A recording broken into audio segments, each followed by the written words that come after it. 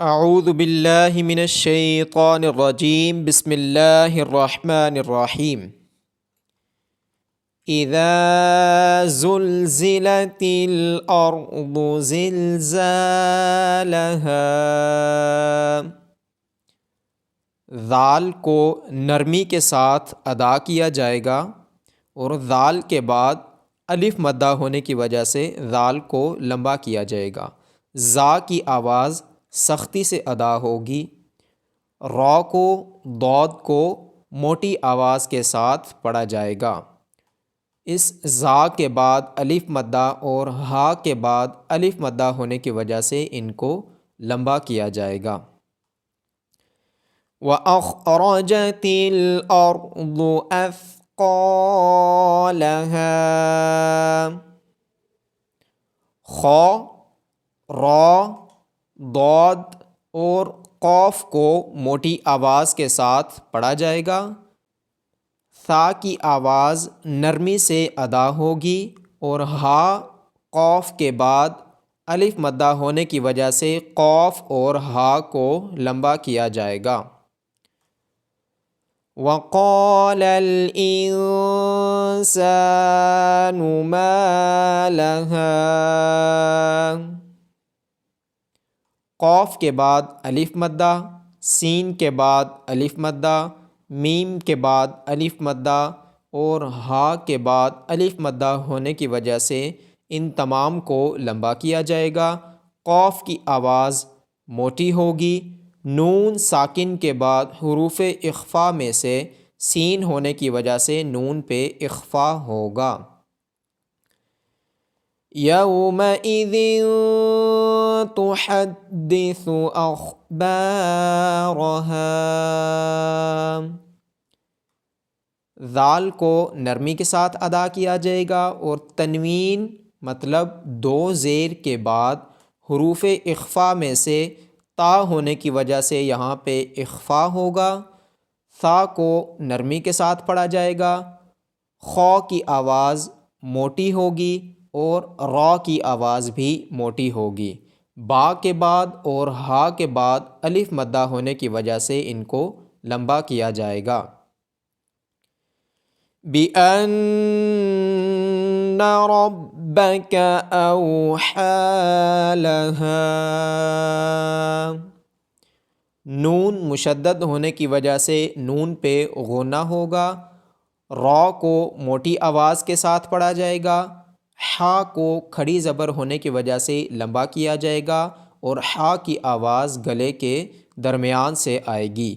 ہا کے بعد الف مدہ ہونے کی وجہ سے ہا کو لمبا کیا جائے گا اور ہا کی آواز گلے کے نیچے والے حصے سے آئے گی۔ یومئذ یصدر الناس اشتاتا لیروا اعمالهم ذال کو نرمی کے ساتھ ادا کیا جائے گا اور تنوین کے بعد حروف یرملون میں سے یا ہونے کی وجہ سے یہاں پہ ادغام ہوگا۔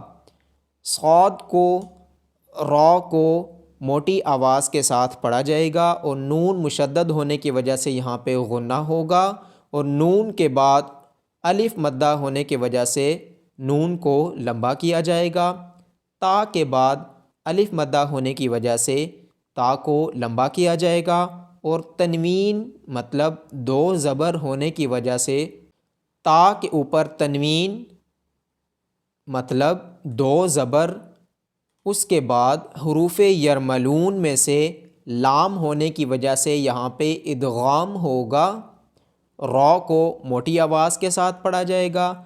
عین کی آواز گلے کے درمیان والے حصے سے آئے گی۔ میم کے بعد الف مدہ ہونے کی وجہ سے میم کو لمبا کیا جائے گا۔ فَمَن يَعْمَلْ مِثْقَالَ ذَرَّةٍ خَيْرًا يَرَهُ نون ساکن کے بعد حروف یرملون میں سے یا ہونے کی وجہ سے ادغام ہوگا۔ عین کی آواز گلے کے درمیان سے آئے گی، تا کو نرمی کے ساتھ پڑھا جائے گا، قوف کے بعد الف مدہ ہونے کی وجہ سے لمبا کیا جائے گا اور قوف کی آواز موٹی آئے گی۔ را کو موٹی آواز کے ساتھ پڑھا جائے گا، ذال کو نرمی کے ساتھ ادا کیا جائے گا۔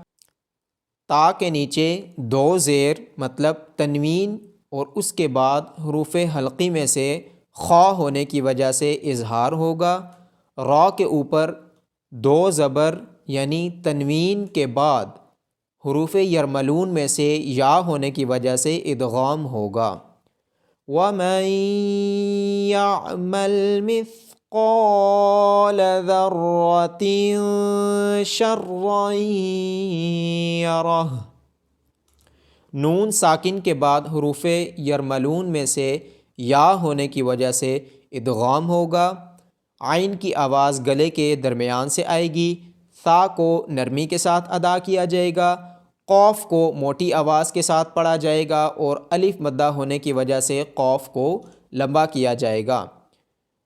تا کے نیچے دو زیر مطلب تنوین کے بعد حروف اخفا میں سے شین ہونے کی وجہ سے اخفا ہوگا اور را کے اوپر دو زبر کے بعد حروف یرملون میں سے یا ہونے کی وجہ سے ادغام ہوگا۔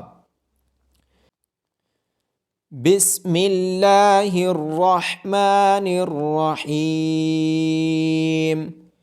اذا زلزلت الارض زلزالها وأخرجت الأرض أثقالها وقال الإنسان ما لها يومئذ تحدث أخبارها بأن ربك أوحى لها